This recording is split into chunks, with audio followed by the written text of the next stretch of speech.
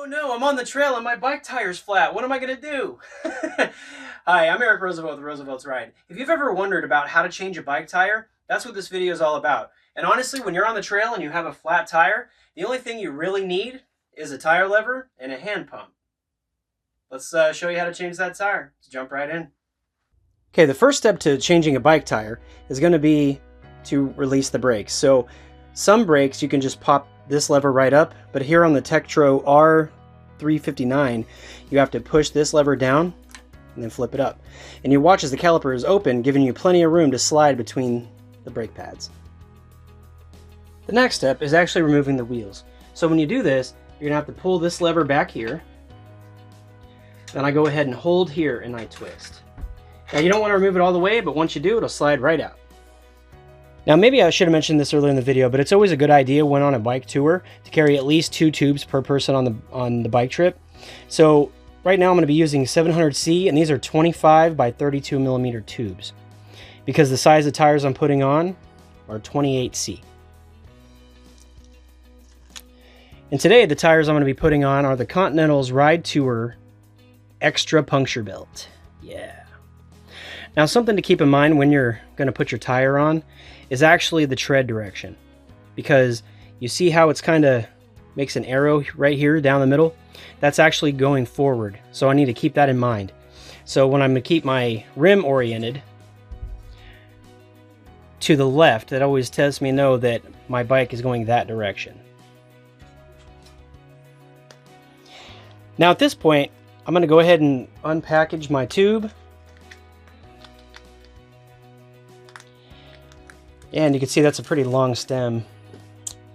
But at this point, I'm going to go ahead and take off the stem cap because I'm not going to need that. Now, if you're on the trail, don't just throw this out. Put it back in your bike bag or something and dispose of it properly later.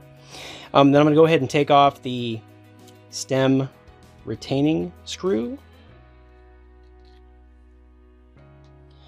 And then I'm going to have to go ahead and open up the Schrader valve. I'm going to put the Schrader valve adapter right on. So once that's on, I'm going to go ahead and take my hand pump that I will bring on every bike tour. And go ahead and do this. Flip that up like this. And then you can start pumping away. So I am going to slightly inflate my tube. Not by much actually, but just enough to give it a little bit of shape. So go ahead and do this. So you can see it just has just a little bit of shape. You're not fully inflating it.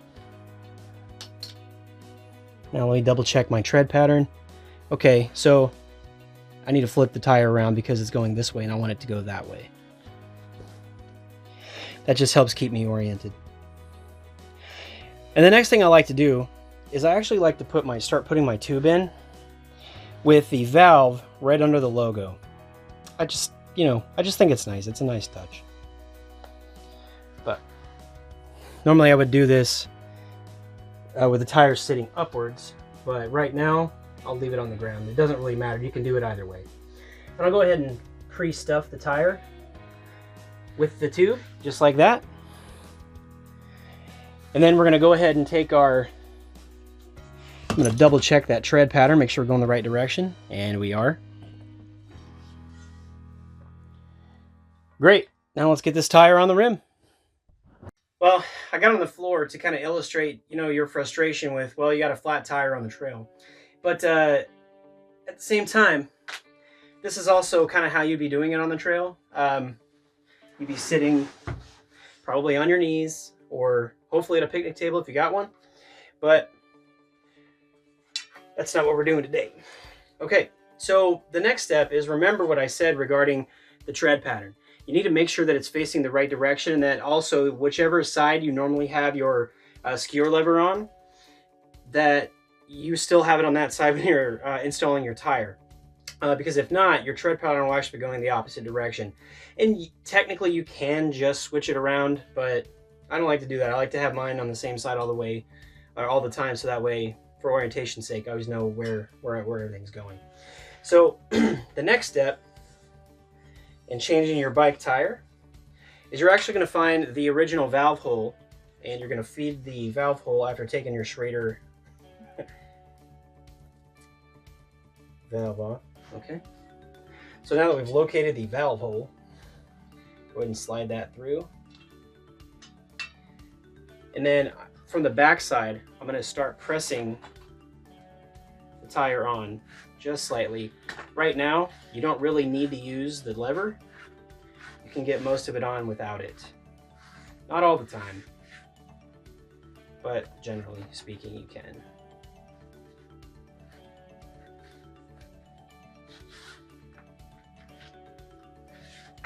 And you just kind of work your way around. I use my fingers to kind of just press it up in there. And sometimes you'll have your tube kind of sneak out a little bit, but that's not a problem. Now, this is a new Continental, and Continentals are notorious for the steel banding that's in here to be hard to get on with the second side of the tire. So, we'll see if it goes easy this time.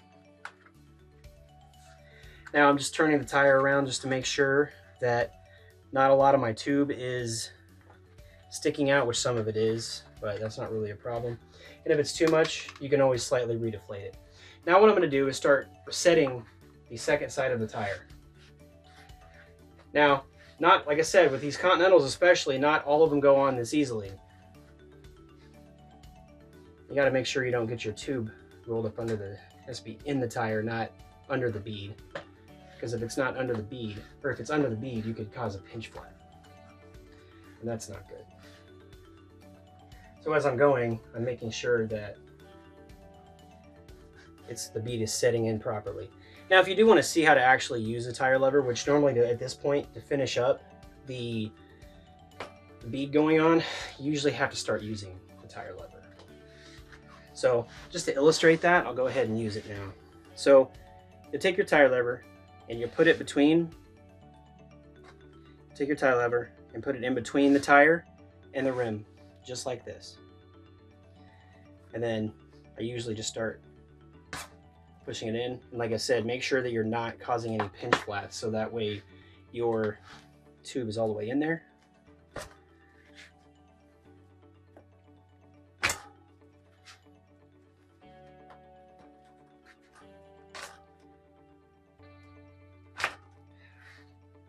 Okay, yeah, you can see that it's kind of fighting me a little bit. Just finishing up that last piece, and I come from the other side. Oh, there we go. So we went ahead and got our bead set, and I just kind of usually go around and push down right here just to make sure that the bead's set. And if you look at the tread direction, it's all going the right way. And my lever being on the left side, perfect, good to go. So the next step is I'm actually going, you have one of two options right now. You can actually go ahead and inflate your tire if you had the clearance when you brought it out of the forks, or you can wait till it's in the bike already. That's typically what I do. So I'm gonna go ahead and wait until, before I inflate it, till I have this back up in the bike. The next thing I'm gonna do is go ahead and put the bike wheel back in place. I'll hold here, just kind of turn. Feel it kind of snug it up.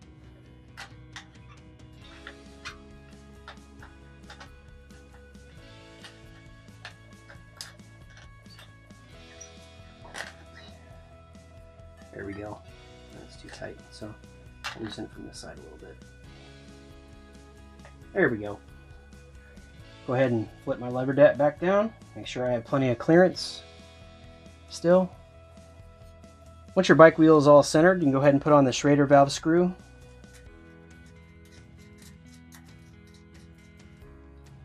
Make it finger tight, but not super tight. The next thing I'm going to do is put on my adapter. Now, like I said earlier in the video, like if you had plenty of room to bring your tire down through the brake calipers, then you could have inflated it before you put it back on the bike. I mainly have it on here right now just to illustrate how to do it, but I probably would have went ahead and inflated it. So we go ahead and start pumping, and normally you'd have this piece sitting on the ground and your foot on this.